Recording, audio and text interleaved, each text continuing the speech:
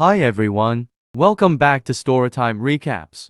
In this video, I'm going to recap one of the film from 2022, Crow Valley. Without any further, let's get started. The opening scene of the movie shows a peaceful home, but inside a woman is battling for her life as she tries to flee from an invisible force that seems to be pursuing her. The second scene, which we see next, features a man named Benny enjoying 2 beers while sitting on a ledge near the ocean in the middle of the night in order to relax and take in his alone time. The following day, Benny tells his friend that he is going to ride bicycling through Crow Valley, a secluded valley a few hours outside of the city. He says he wants to take his time, get away from the crowd, and clear his thoughts. A few hours later, he drives off in his car and parks in front of a basic store. As he goes inside to get a drink, we can see that the business also houses the woman who first appears in the movie.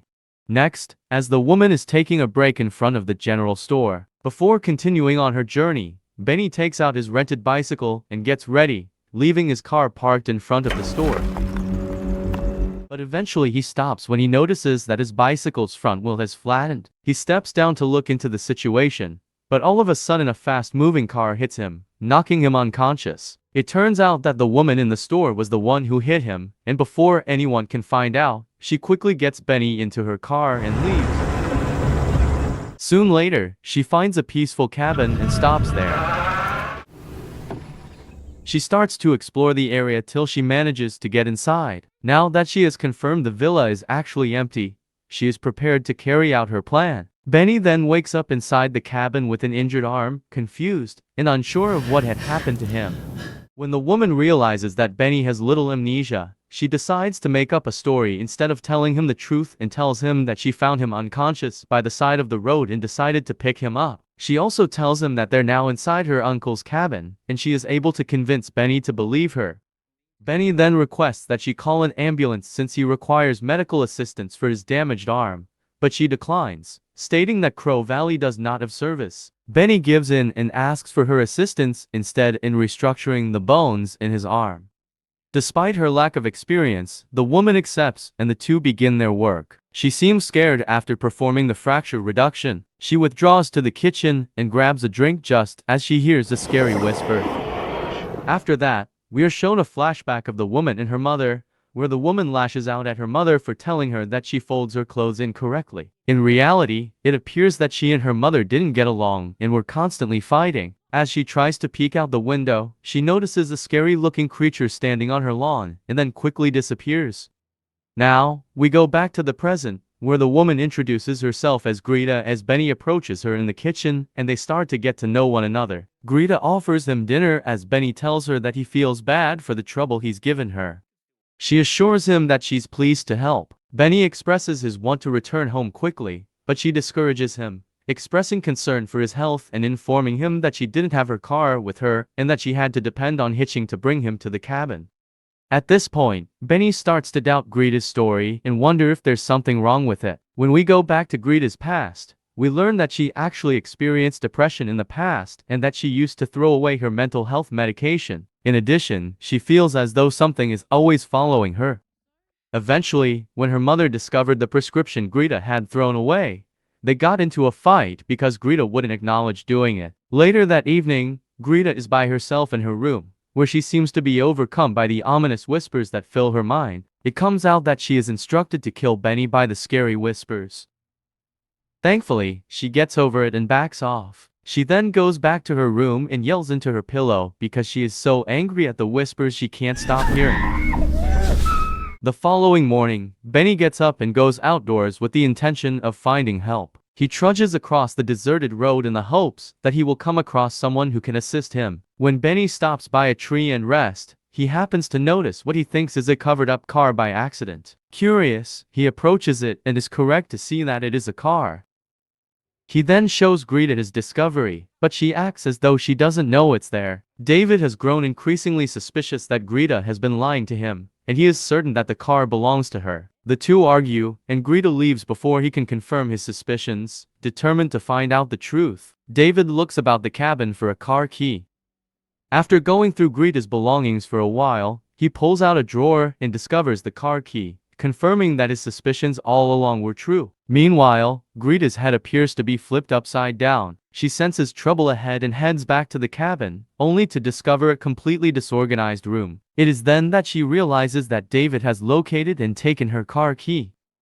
David is preparing to leave the property at the same moment that he is outside by the car. Using a baseball bat, Greta approaches him menacingly and yells at him to get away from the car. David is understandably hesitant and tells her to throw the weapon away, but Greta keeps swinging the bat until she hits him and knocks him unconscious once more.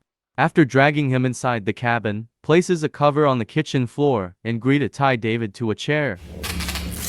When David awakens, he doesn't think Greta would behave in this manner. He begs to be freed and offers to pay her whatever amount she requests, but that isn't what Greta wants. Instead, she takes a hammer and threatens Benny, making him reveal his true name.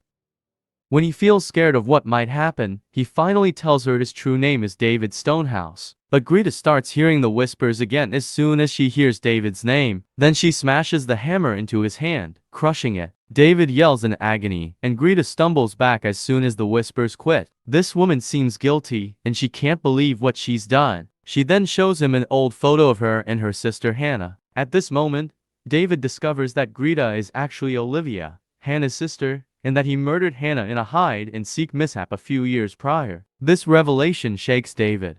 While Olivia goes on to accuse him of abandoning her sister and failing to attempt to save her, David says he checked Hannah's pulse and was pretty sure she was dead at the time. His attempts to apologize, but it is ignored because Olivia claims he was intoxicated that evening and she was still unable to deal with her grief. Suddenly, Olivia hears the whispers once more, and this time, she loses it. She starts blaming him for everything that has gone wrong in her life, and she's about to hit him over the head with a hammer when they hear a truck pull into the driveway. It turns out that the person who is driving the truck is the real owner of the cabin, and Olivia walks out to greet him, posing as an injured traveler who got lost and spent some time in his cabin.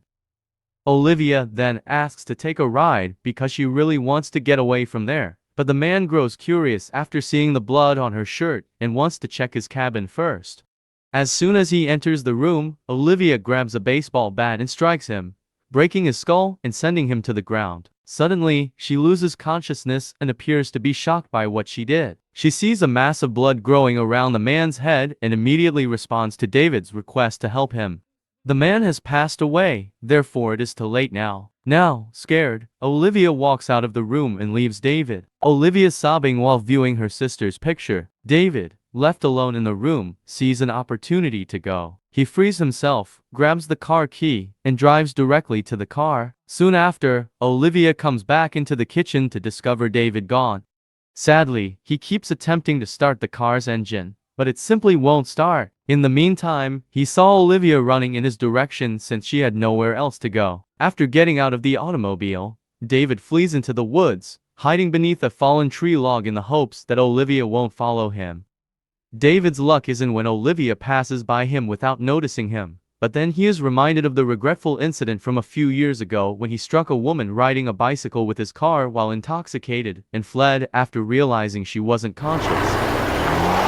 After confirming that it is safe to leave his hiding place, David leaves it and returns to the cabin, where he now plans to use the deceased man's truck to flee. Before he knows it, Olivia is in the room with the cabin owner's car keys in her possession. David is forced to confront her, and the two begin fighting on the floor.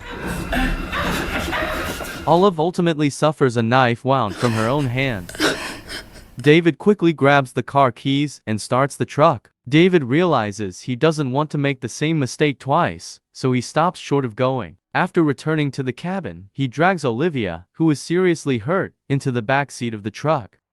While they were driving back, Olivia regained consciousness and pulled out the knife that was stuck in her stomach. David stopped the car to try to stop the bleeding, but by then, Olivia had lost too much blood, and there wasn't much more he could do. After taking a final breath, Olivia passed away, never getting her revenge. Before the movie closes, David feels guilty and disappointed in himself. He sits outside his truck in his grief and at last sees the ghost that has been haunting Olivia all along, possibly the ghost of her sister Hannah.